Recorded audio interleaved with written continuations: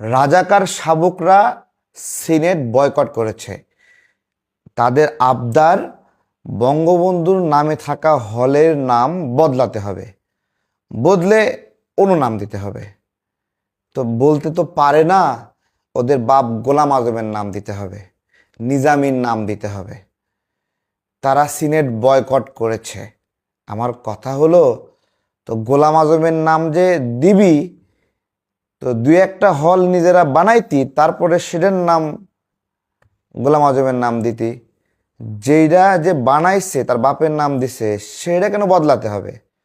শুধু ওইটা না, শেখ ফজিলাতুন্নেসা, শেখ রাসেল, যা যা আছে সব কিছু বদলাইতে হবে ওদের।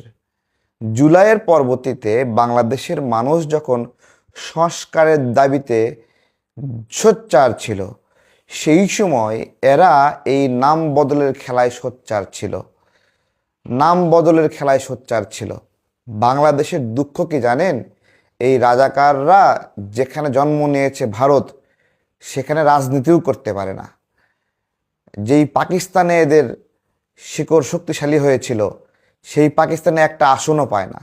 আর বাংলাদেশে কতগুলো আসন পেয়েছে। কেন পেয়েছে? বিএনপির বিদ্রোহী প্রার্থী ছিল, আওয়ামী লীগকে নির্বাচন করার সুযোগ দেওয়া হয়নি। এই সব কিছু মিলে অনেকগুলো আসন নিয়ে জেকে বসছে।